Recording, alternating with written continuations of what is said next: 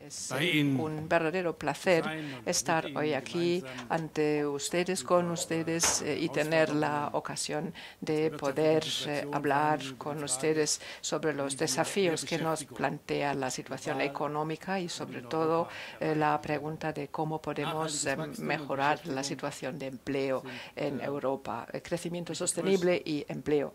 Estos son los dos grandes retos globales, pero nosotros en Europa tenemos que mejorar las posibilidades de empleo, sobre todo para la juventud, para no dejar al margen del desarrollo toda una generación. Esta frase de la generación perdida la debemos evitar. Es nuestra obligación hacer lo posible para que los jóvenes aprovechen las ventajas que el modelo europeo les pueda brindar, y para ello es importante no cederlo a populistas y nacionalistas.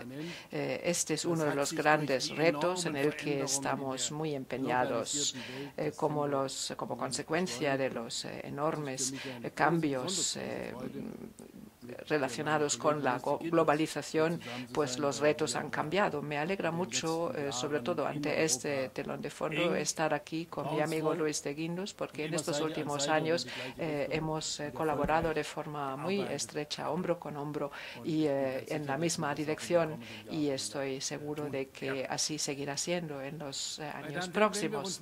Señoras y señores, al analizar el problema de empleo, creo que lo más importante es entender que los problemas del mercado de trabajo se han agudizado como consecuencia de las crisis pasadas. Pero la verdadera razón que no debemos perder de vista si queremos que mejore la situación en el mercado de trabajo son los cambios globales, el cambio tecnológico que siempre ha existido desde la revolución industrial, pero que en estos últimos años ha sufrido una aceleración sin precedentes, sobre todo en cuanto a las tecnologías de la comunicación.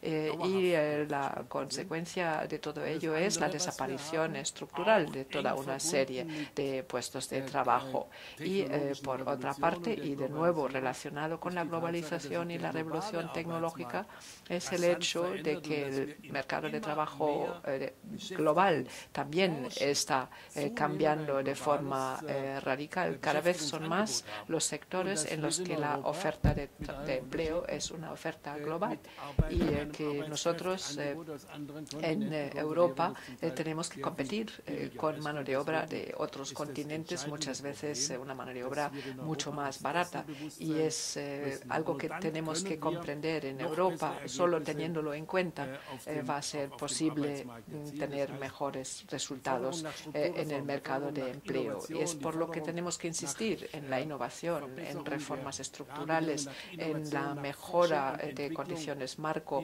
insistir en investigación y desarrollo. Estas reivindicaciones muchas veces se tildan de palabrería típica de los políticos, sin embargo, son la clave para afrontar estos cambios tan profundos que se están sucediendo sin parar. Es la única vía que nos puede conducir al éxito, y cuanto más decididos estamos a la hora de emprender este camino, más éxito vamos a tener. En los años en los que más colaboré con Luis de Guindos, España superó toda una serie de dificultades. Tuvieron ustedes éxitos, por supuesto, todavía quedan muchas cosas por solucionar, y es cierto que en Alemania nos adelantamos un poco en nuestras medidas contra la crisis. No hay que olvidar que en el año 2009 tuvimos una fase de gran crisis económica, y fue gracias a reformas estructurales y una política fiscal sostenible nos ha permitido ir superando la crisis poco a poco. Con todo ello quiero decir, no hay alternativa entre reducir el endeudamiento o impulsar el crecimiento. No, son dos caras de una misma moneda y solo si nosotros persistimos en nuestro camino de las reformas estructurales vamos a sentar sólidos fundamentos para el crecimiento. España en estos últimos años ha sido todo un ejemplo de este camino. Hay que recordar que las cifras con respecto al desempleo son las cifras que mejoran en último lugar. Una vez realizadas las reformas es habitual que primero el desempleo permanezca igual. Una vez que se ha producido la recuperación de la economía, todavía tarda un tiempo en surtir efectos en el mercado de empleo. Y desde principios del año 2013 las cifras van mejorando, claro, muy poco a poco, pero ya este camino ascendente, esta tendencia ascendente son la prueba de que el camino emprendido es el correcto y hay que tener paciencia. Por otra parte, también hay que recordar que el Estado no puede generar por sí solo el crecimiento. Lo que puede hacer es crear las condiciones marco. Estas condiciones son sumamente importantes: la independencia de la justicia, la garantía de los derechos de la propiedad, etcétera. Pues son condiciones marco que tienen que estar perfectas porque así lo requieren los inversores nacionales e internacionales. Y otra observación que hay que repetir y en la que hay que insistir en los órganos en los que estamos representados: la política monetaria tiene que respaldar esta política, pero no la puede sustituir. La política monetaria, la política de los bancos centrales no puede reemplazar las decisiones de política estructural, porque estas reformas son la base de una mejora del crecimiento. Lo que quiero decir, no hay que pensar que mediante incentivos de política fiscal o monetaria se puede conseguir lo que solo las reformas estructurales pueden lograr. Bueno, en cuanto a los temas que aquí van a debatir con respecto al tema del empleo sostenible, voy a limitarme a unos pocos puntos. Por supuesto, un ministro de Hacienda, pues en primer lugar, enfoca su atención a la confianza en la hacienda pública. Nosotros en Alemania vemos una y otra vez, y en realidad es una experiencia que hacemos desde Ludwig Erhard, el padre del milagro económico de la época de la posguerra, quien siempre insistió en que lo decisivo es la confianza.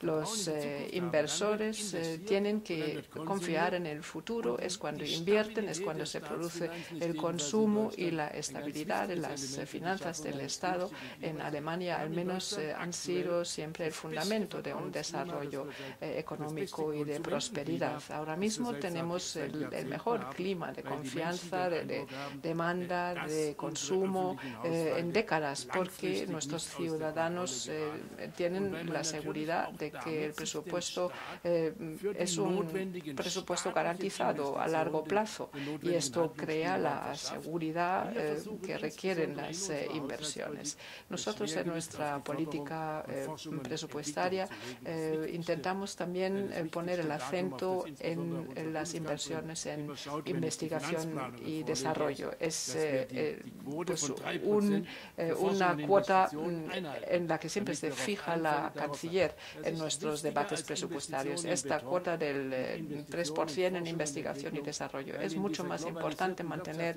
esta tasa de inversión que las inversiones en el hormigón, por ejemplo, porque solo así se sientan las bases para que los europeos realmente tengan una posibilidad de futuro. Tienen que liderar la innovación en la medida de lo posible.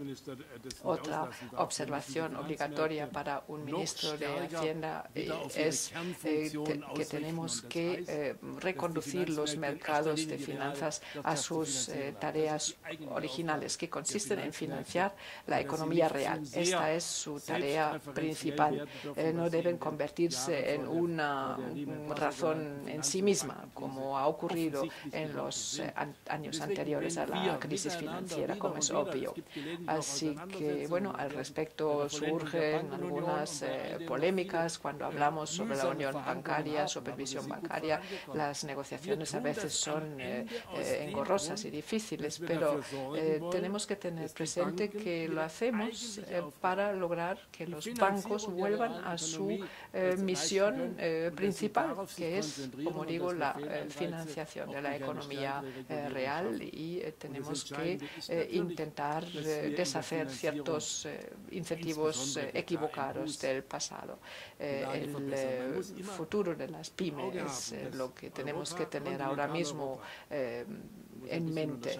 Bueno, hay que hacer una cierta diferencia aquí entre la Europa continental y los británicos, porque en cuanto a los mercados de capital, los británicos son más bien anglosajones, pero nosotros en la Europa continental financiamos nuestras empresas a través de los bancos, pues nuestra industria se caracteriza por un tejido de empresas familiares que se financian en el mercado de capitales. Quizás para hacer una comparación, la relación de los balances bancarios de los bancos en los Estados Unidos con respecto al PIB asciende al 70%.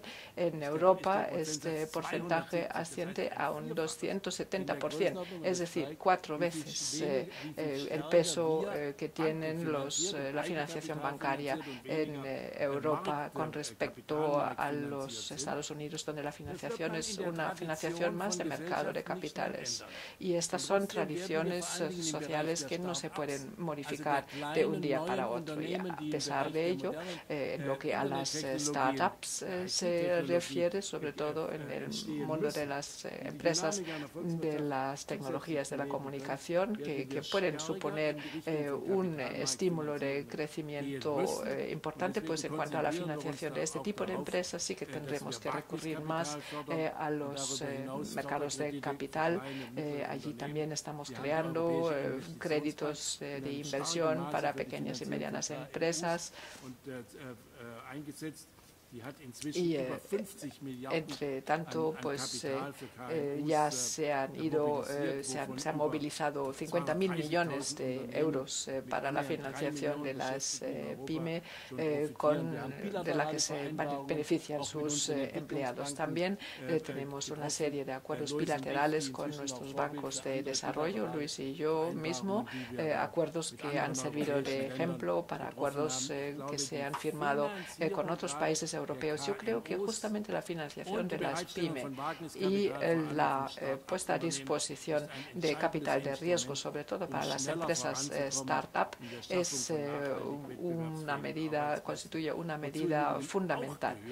También hay que añadir a estas medidas el intento de reactivar el mercado de los bonos, pagarés, etcétera, un mercado que ha sufrido mucho con la crisis por todos los abusos que ha habido, pero el aprovechar estas herramientas de bonos, desde luego también manejado en su justa medida, es una herramienta financiera importante. Y estos mensajes pues hay que repetirlos una y otra vez.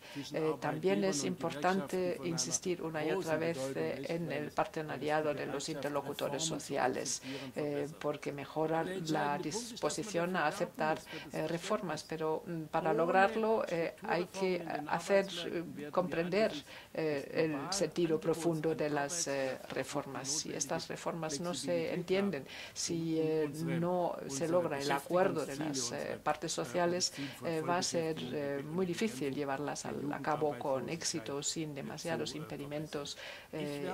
Yo, desde luego, hago toda la publicidad posible. En cuanto a sistemas de formación, el sistema dual de formación profesional es un sistema por el que yo siempre abogo, porque nuestros jóvenes, mediante este sistema, se forman de forma más cercana a la práctica. Al menos nosotros creemos que nuestra tasa de desempleo juvenil, mucho menor que en otros países se debe en gran parte a este sistema de formación profesional, que por otra parte debemos agradecer a los esfuerzos que hacen nuestras grandes y pequeñas empresas, que hacen una contribución importantísima a este tipo de formación. Otra tarea consiste en consolidar el mercado interior europeo. Hay que librarlo, de limpiarlo de ciertas lastres que todavía tiene.